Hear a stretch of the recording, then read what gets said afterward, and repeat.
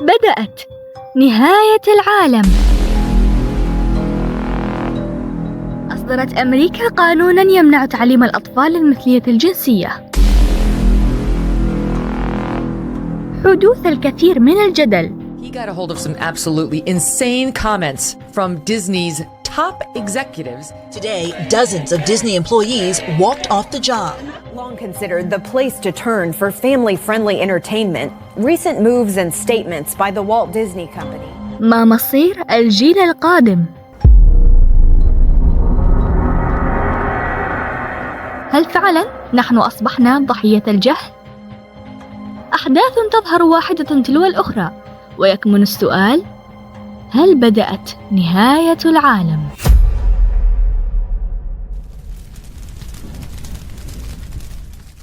السلام عليكم ورحمة الله وبركاته. الحين بتقولوا هذه عادة تذكر الآن؟ مو صح أنني أذكر، بس لحظة بقول لكم إيش اللي حصل لي أو فاجأني بالأخص. يوم بحثت بجوجل فيلم أنيميشن كذا، كنت أشوف فيلم أنيميشن طبيعي.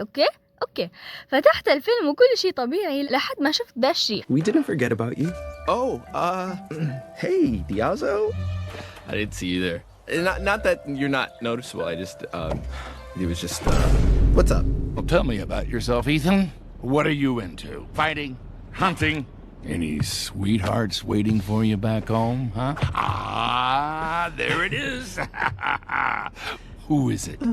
It's no one. Diazo. His name is Diazo. Diazo, huh? I really like him a lot. I just don't know how to tell him because I just get this. I always get so...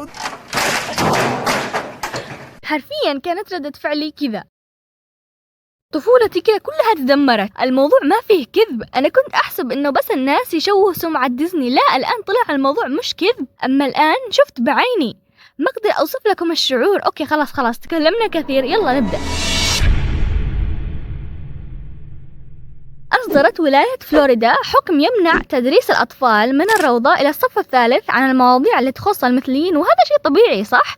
لا، بعض الأمريكان المنطق عندهم مقلوب، الشيء لهم لطم أمانة. وقع استطلاع للرأي في فلوريدا بحيث أنه 51% يؤيدوا هذا القرار. الحمد لله، يعني هذا الناس عادوا في معاهم عقل، و35 يعارضوه. لا حرام عليك، لا ينفع كذا، لازم تدعموهم، الناس سويكم من الأول والأخير. لا تسألوني وين راحوا 14 باقيين.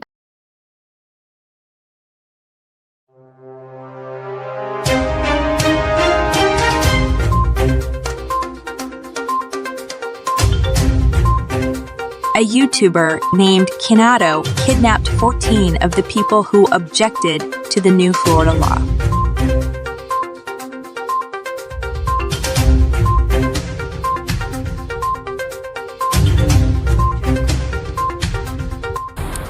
Court, really scary moments. Imagine for this young 10-year-old girl feeling safe right in front of her Marietta home. It was about 8:15 Sunday night when suddenly this strange man approached.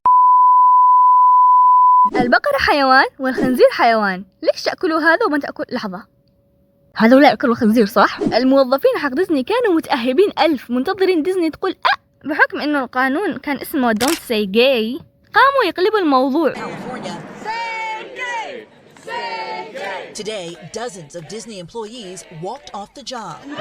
Out here just in support of all of our employees and their families. وذا الشيء اللي خلى رئيس التنفيذي لديزني يطلع ويقول: We were opposed to the bill from the outset, but we chose not to take a public position on it because we thought we could be more effective working behind the scenes. الإنسان بكامل قواه العقلية بيقول كذا.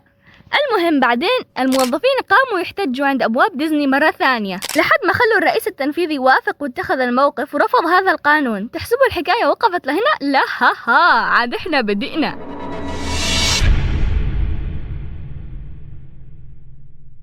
طلعت الرئيس التنفيذي لشركة وينث تلفزيون، وهذه الشركة هي شركة تابعة لديزني، فقالت: I'm here as a mother of two queer children, actually, one transgender child and one pansexual child, and also as a leader.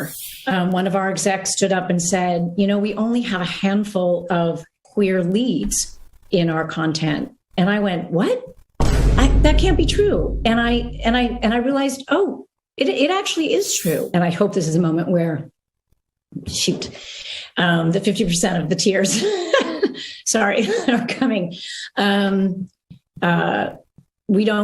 We just don't allow each other to الشيء go اللي back. يضحك مش بس إحنا واقفين ضدها، حتى الأمريكان من نفسهم تنرفزوا. That they want these characters to become ubiquitous in the Disney movies. And I think that is totally unnecessary and out of line.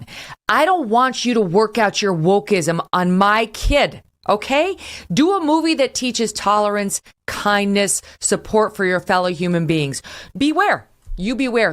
Don't put a Disney movie on in front of your kid before you fully come to understand what it's going to be promoting, who it's going to be starring, and what agenda they're pushing. They're no longer the Disney of yesterday. باقي شوية وتأكلها أمانة. احتجوا ناس كثير عليها، ولا ديزني سادين أذانهم ولا راضين يسمعوا وانتجوا أول فيلم وتخيلوا من كان البطل. تخيلوا من شخص كنا دائما نحبه ونتفرج كل أفلامه، باز. يا أخي نفسي أرقمهم بالحجار أمانة. ضبحوا بي. كان اسم الفيلم لايت يير، يحكي عن قصة باز وكل شيء طبيعي، لحد ما فجأة جابوا ملاعق تتضارب. بعدين لما قرروا يجيبوا هذا الفيلم ويصدروه للدول الثانية انحظر ب14 دولة ومنهم الصين.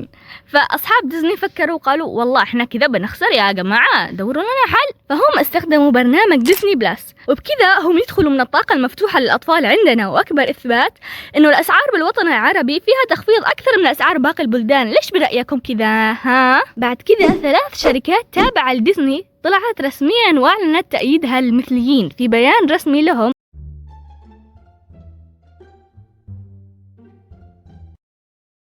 يعني إيش في أكثر من كذا؟